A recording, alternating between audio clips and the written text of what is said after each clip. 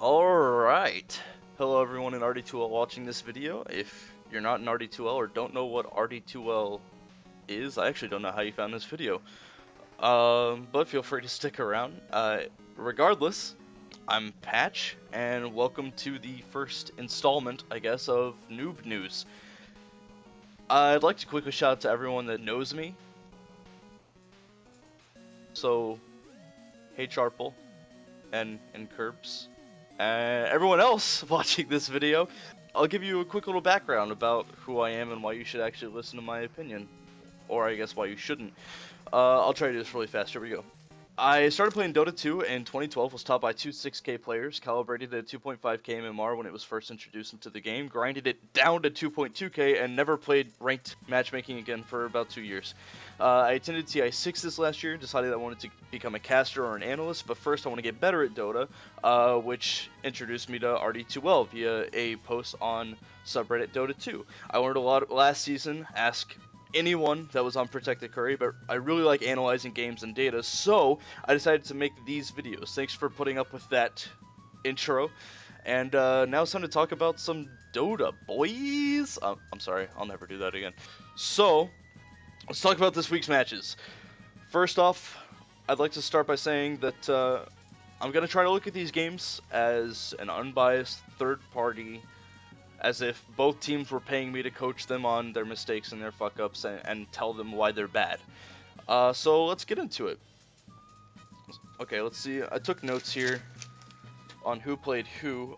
First I have Mike and Punani, but I'm on Mike's team, so I'm not even going to bother looking at those games because Finite is basically a legend.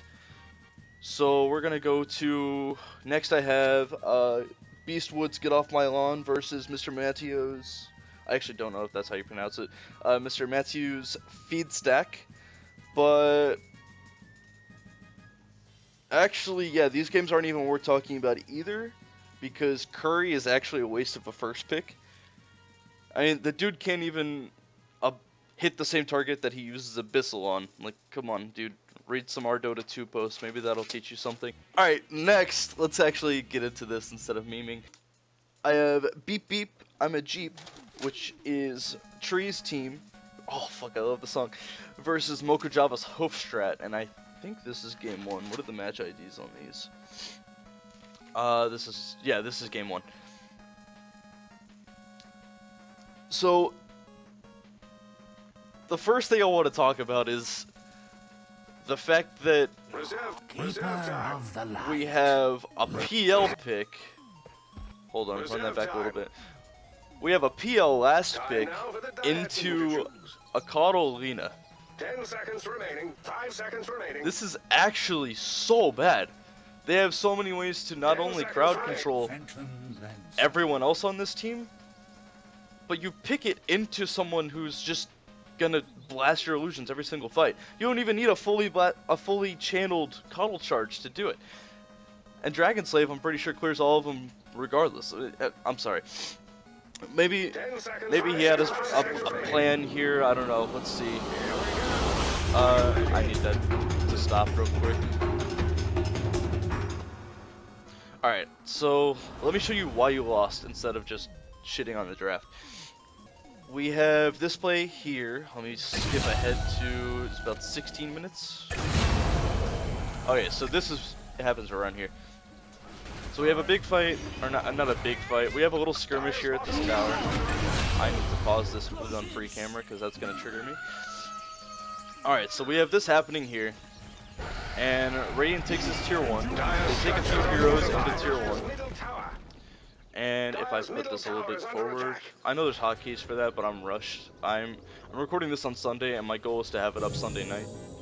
And I'm going to do some editing, so I'm really trying to rush through this. Okay, so now, here's the other play. They take a tier 1, they back off, heroes show, and now they're just going to push down to tier 2.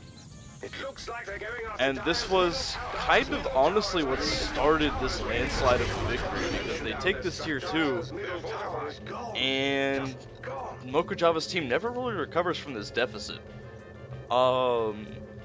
They had a chance here at right around here. we see that Radiant's starting to take Roche. I'm gonna slow this down real quick. So Radiant's taking Roche. Dire knows. The Weaver bugs have revealed this. Dire knows they're taking this. We have a DC. That's why I said to skip ahead. There's a lot of things that need to be talked about right here. Meanwhile, we're just gonna listen to Kirby.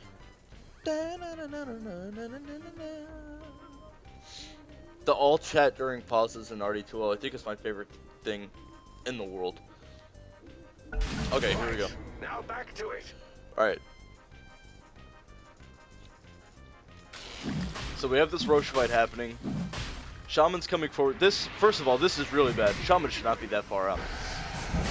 So we have the swap right here. Okay, hold on. This is terrible. The Avenge is on this cliff. But we're going to talk about that a little bit later.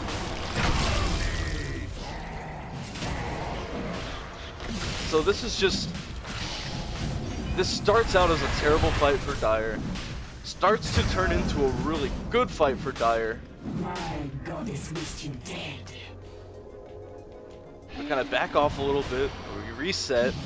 You guys should have left because you know they shrined. You shouldn't have been there. You shouldn't have just let them shrine and wait for them to come back. That's terrible. It's actually awful. But you somehow end up making it work and taking out the Spirit Breaker. And I'll put this a little bit faster. Right here. Oops. Right here. This is terrible. You should leave. You guys should not be coming in right here. This is awful. You know Weaver's either gonna die or get out just fine. You should not be coming in right here. You're just gonna feed more kills. Like, yeah, okay, you got the lifestealer, that's pretty good. But you lose your axe. You lost your, Oh, no, it hasn't happened yet. My bad. So you lose your axe for a lifestealer, which is okay. Then right here, PL ports in. Lion ports in. This play that PL's about to make is awful. Watch this here. PL's waits. Shadow Shaman's walking up mid. PL's gonna go farm, I guess, farm the wave. Lion gets his blink dagger. They go up to kill. And PL decides he's gonna go in and fight this. The rest of your team backs off. This is terrible. You just fed for no reason. You should have backed off 3 minutes ago and just taken what you could have. If you had backed off before they got to that shrine, if you backed off when they shrined, because your shrine's up. If you had both shrined, it would have been okay to stay, but you didn't. No one used this shrine that entire skirmish. This is so bad. You throw so much gold there. Like, at the end of that, I'm pretty sure it actually ended up you were still, you still came out kind of on top. Because you're so far behind, the comeback mechanics helped you out a little bit. Or no, I'm sorry. Beep Beep, I'm a Jeep came out on top. I forgot that you guys are Dire, and that's who I'm shitting on right now. There's just... You fed unnecessary kills, because you know they're gonna get Roche anyway. Like, contesting Roche is honestly kind of pointless. If we're being completely honest, you could have just gone bot and taken the tier 2. Because look where this tier 2 is. That would have been better off than contesting Roche. You guys can't really Roche. You have a Weaver who doesn't have a Deso yet. You have a PL who's going Ags first, which I'll discuss later. And then you have a Venge who has her medallion, but that's all you have. You have Weaver bugs and you have medallion. You don't have a Deso. You don't have PL. Doesn't help Roche because illusions don't stay alive in Roche. You can't Roche. Contesting it's kind of pointless. They're gonna get it regardless. And then, so here, I'm gonna fast forward this a little bit. We're gonna jump ahead here. So you trade. Oh, actually, that was actually the play. So Radiant smokes up, and they get a couple pickoffs in your jungle. But Weaver comes down. Weaver and X come down here and get this tower bottom, which that's fine. That's actually a fine trade. You get the tower, it gets Weaver his Deso, and you leave. That's fine, because honestly PL's not doing anything for your team, so that's a decent trade. But then you stop pressuring, and you back off to what? To farm? Like, you just got a Deso. what are you waiting for? PL to get nags? Like I don't understand why you leave here. A golden thread. Like you could go pressure top. I know they have an Aegis and this is scary for you, but you should try to bait something. You shouldn't just back off and let them come to you. I feel I'm a very aggressive player, so I don't like being passive. I don't like backing off to farm. I like keeping pressure up even if it's just one hero. And I think part of the problem is this PL going Helm Ags. It doesn't allow you to apply pressure. So I think you had a draft. I don't want to say the draft is flawed, but I feel like you're not playing to the draft strengths. This could be a very strong draft, but I feel like it doesn't. I feel like you didn't play to its strengths. And you actually, I think this is the fight that starts out looking really bad for you guys, but actually you win it. You actually dominate this fight. Like you guys just stomped them because Radiant wasn't expecting the full team to rotate here, which was really good. Radiant scanned over here. What happened for that fight is Radiant scans, saw people over here, and we're like, oh, we can jump someone. Everyone TP to the shrine, and you take a tier 2 here as well. Like, so this is where you prove me wrong, right? The backing off and being passive worked, but then you do it again. You just won a best case scenario fight against Radiant. They had Aegis and everything, and you still dominated that fight, and then you leave. Like, this is the time you should go take this tower too. You know, this is the time you rotate over, set up some aggressive wards here, and then take this tower. You shouldn't just back off. Like, this is pointless because now you have an Ags PL. He is not going to out farm this Lifestealer. This Lifestealer has Echo Saber, Deso, and Armlet. He's working on the Hyperstone. This song. He's working on the Hyperstone. This is pointless gaming, I think. I feel like this backing off in this passive farm game is not worth it. I don't know. That might be me. That might just be me. I might just be a bad player.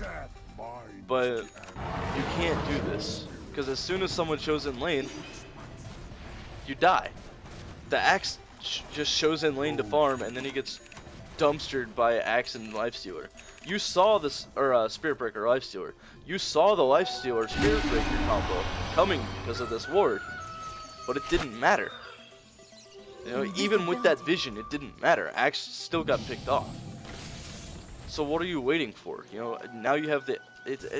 I just feel like this is bad, and I think maybe part of it too is that Weaver went Linken's before Deso.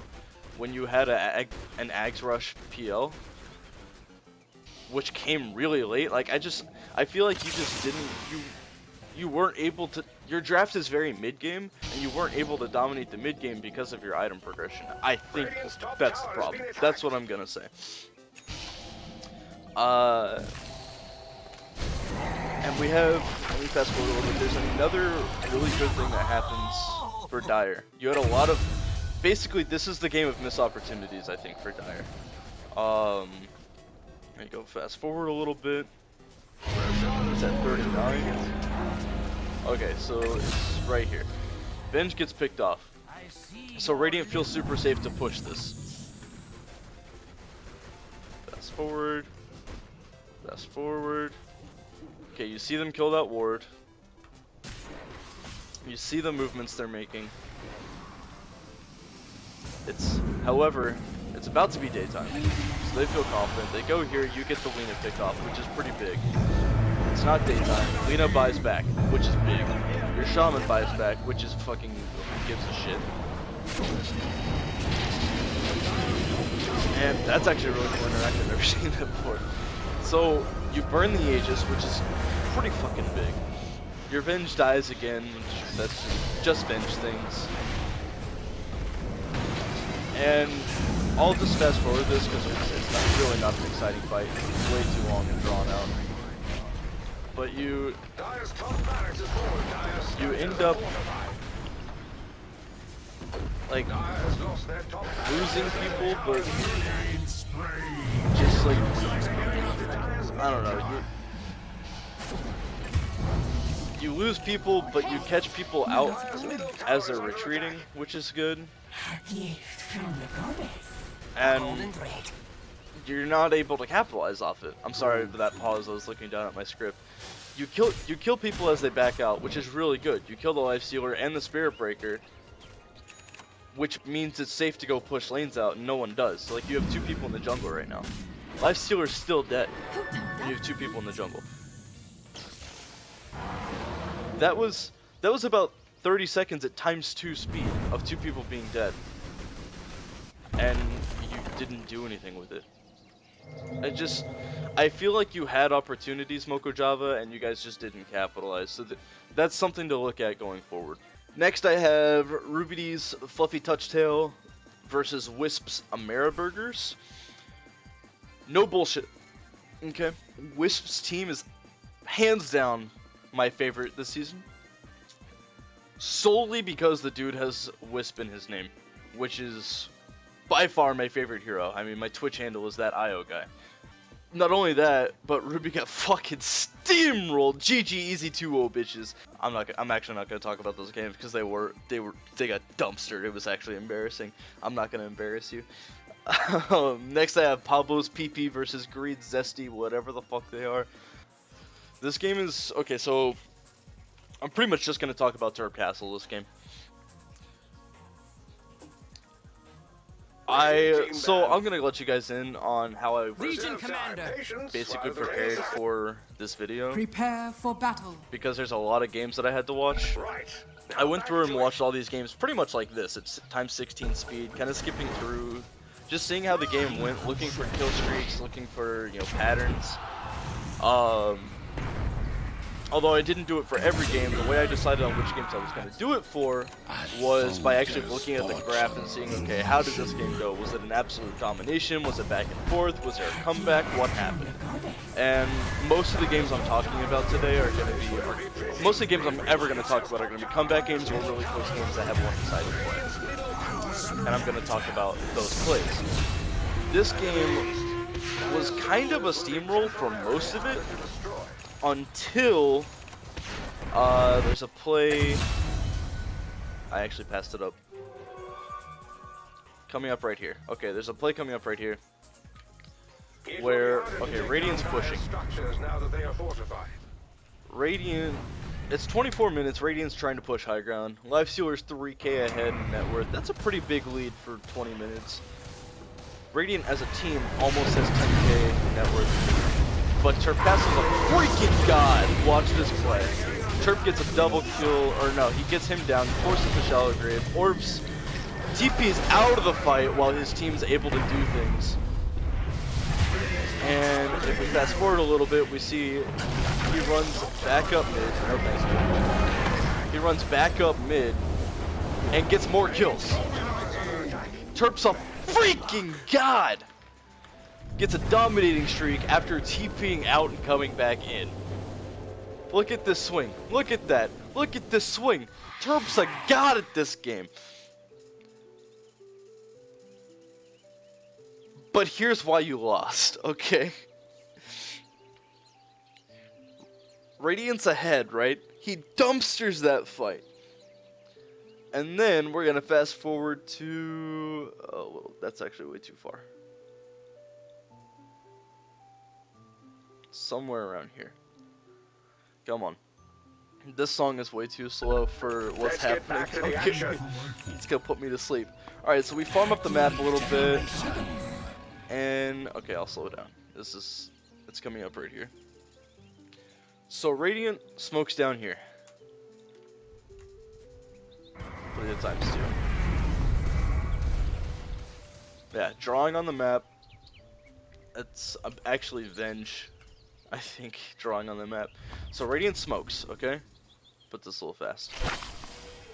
Radiant smokes. They're looking for picks. They go through here. Dire's rotating around, pushing. Radiant tries to catch someone. They don't get it. Smoke under a ward. And Dire rotates bottom. Radiant wastes 2 smokes and get nothing out of it. Fucking Kappa 1, 2, 3. Things are going good for Dire right now. They just forced 2 smokes. Terp just got a pick off. Things are going really, really, really good. But Terp throws the game in about 60 seconds, and I'll show you why. Okay, right here. So we see the rotations here under this ward.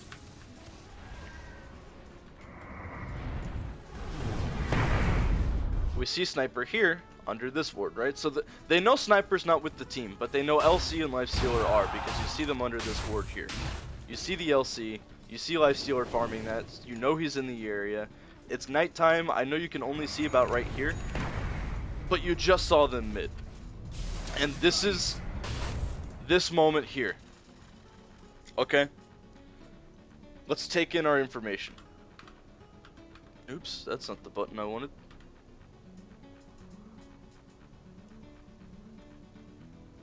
I want Dire's Fog. I don't know why it's not working. Probably because it's paused. So you see Sniper over here. You know Sniper's not with the team, but not 30 seconds ago you saw LC and Lifestealer right here. So you know that they're nearby somewhere. Lifestealer could be in this ET for all you know. I think, this is my thought process, I think the team's not on the same page. I think Terp's saying Sniper's not there, let's go, go, go, go, go, go, go. And the rest of your team's like, oh, I don't know, man. All Morphling has is these items. He has Aquila, Lincoln's Dragonlance. He has no gold for the Eagle Song, but I guess he's saving buyback, I suppose. I feel like you should wait. I feel like you should force a high ground push.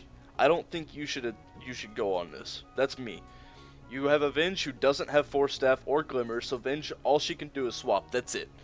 You have an Ogre with a Force Staff, which is okay. And you have Sorgar who has Blink Force, so he can do things. But you don't have a lot of saves from your other supports.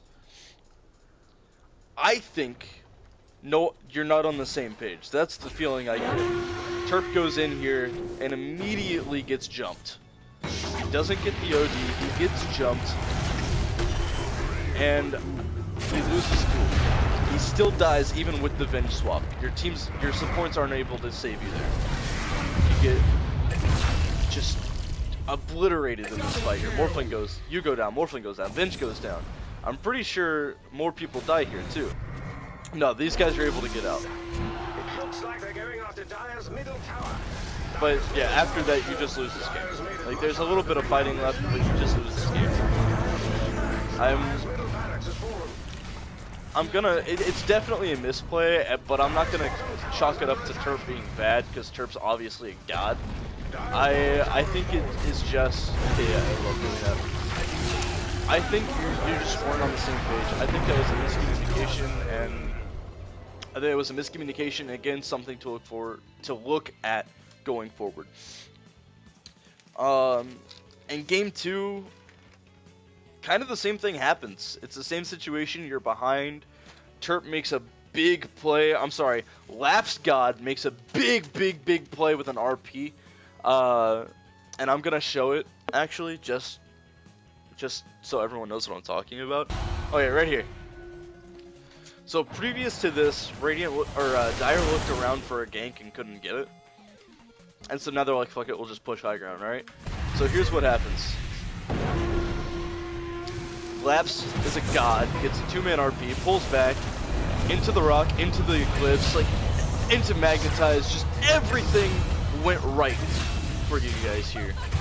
That was Symphony of Skills worthy, okay? Just everything went right. I think this is the first problem. First problem is you chase Dazzle instead of the Sark who just picked off your Earth Spirit. That's your first problem. I don't think Earth Spirit had to die there. I understand that Terp's an idiot and gets tunnel vision. I think you could have killed Sark, or at least burned Aegis. I think. I don't know. Call me an idiot, call me 2K Scrublord, I don't know. I think it was possible. Maybe not, but that's me. And you guys push down, you get a mid tower here, you get bot tower here. This is the play. Everyone's up on Dire now. All you have is Viper with 5 seconds left. I don't know why you're still here. you guys should have left. You guys should have left after you got those towers. Get the towers and back. Like, I don't know why you guys are still here. It doesn't make sense to me. You know Slark never died, so you know all he did was regen up and now he's on top of you. Like, that's, you guys, like, Terp's a god, Laps is a god. You guys should know this. You guys should know. Dino's okay. I played with him this week. You guys should know Slark's on top of you. Like, that's 3K knowledge. Slark is gonna be on top of you. If you didn't kill him, he's there.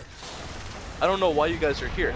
And as soon as this duel happened, everyone else in this game should have left. As soon as that duel happened, you guys should have left.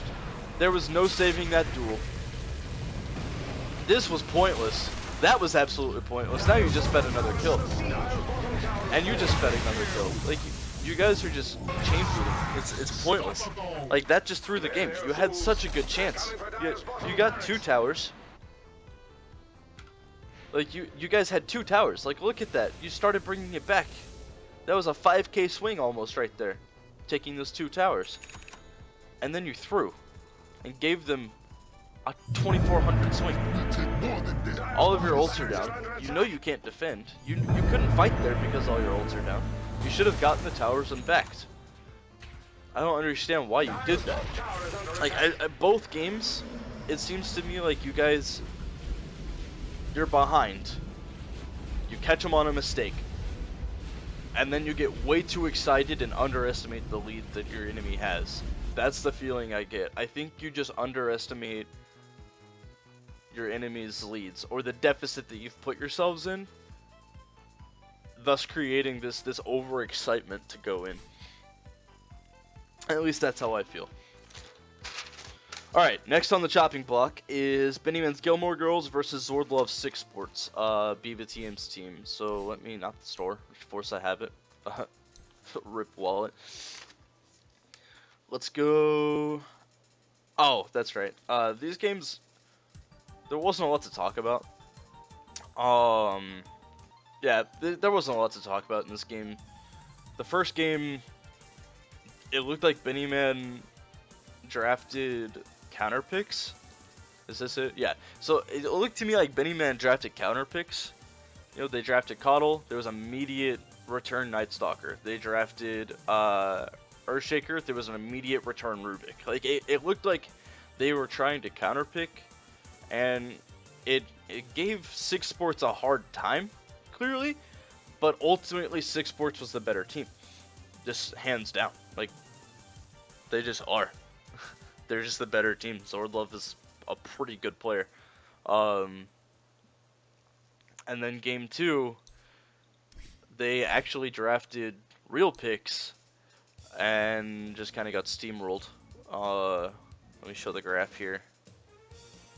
Did I even download it? No, I didn't download game 2. Yeah, game 2 was just an absolute dumpster of a match. Like, there's not much to talk about. Oh, and BBTM's the worst mid in RD2L.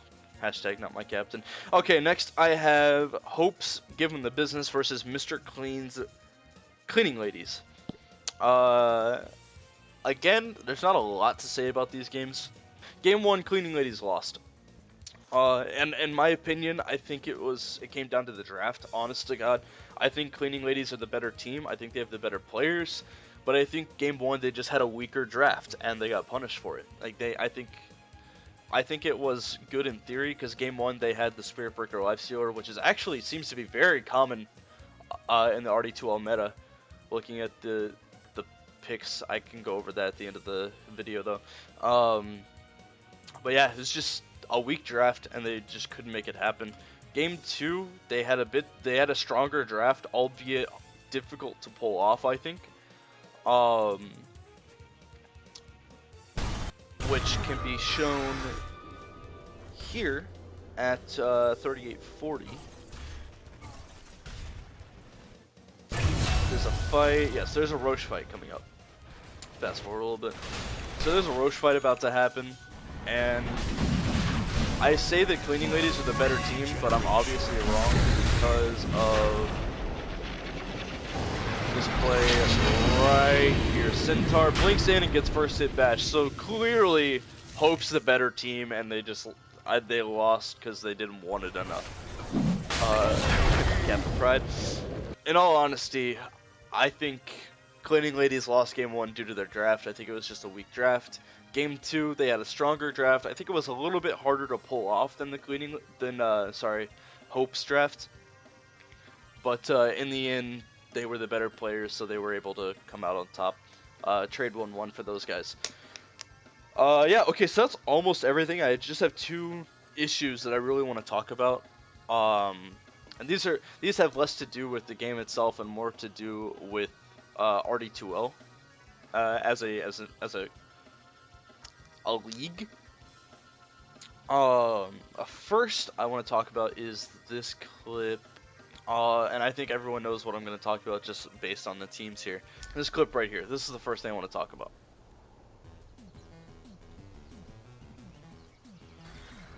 We have a dire smoke. Everyone's seen this clip already. Everyone knows what I'm going to talk about. So this is what I want to talk about, okay? So we have a smoke tank, right? An Earthshaker, 5-man Fisher, beautiful Echo Slam. Absolutely amazing. Earthshaker got, wait, what? This, I'm actually triggered watching this replay. This shit should not be allowed. And in a ticketed match, in a ticketed RD2L match, this should be punished somehow, some way. At least by not giving, because Radiant does end up winning this game. They should at least not be able to pick side or what, something. This is just shitty. This is low priority behavior. This is just being a shitty person. You know, like, I know that this is an amateur league and no one really gives, some people don't really give a shit, but it's still a league, guys. Like, sure, we're garbage tier amateurs, but if you want people to join the league and play seriously and enjoy themselves, being a bad-mannered shit stain is not the way to encourage people to do that. I would like, going forward, for everyone in the league to have some respect, at least in ticketed matches, for not only the other players that we're playing with in this league, but just the Dota 2 as an esport itself. Like, this is low, even for someone on 659's team. I'm sorry, that was too easy. I'm sorry. I don't know 659. I can't shit talk him like that. Okay, last but not least, I want to talk about the most important issue that I've seen this week, which is this clip here. And I'm actually not going to say anything. I'm just going to show you guys this clip. Reserve time.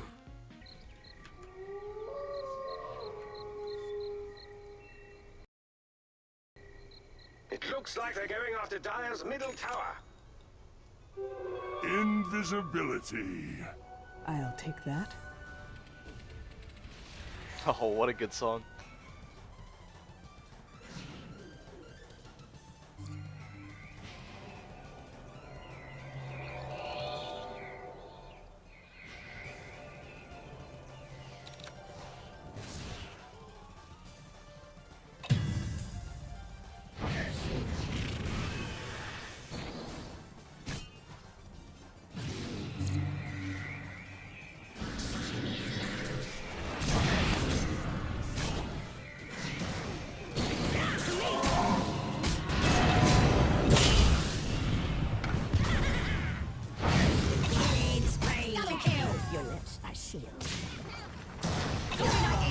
Triple kill! Double kill! Triple kill! Ultra kill! Stoppable! Rampage!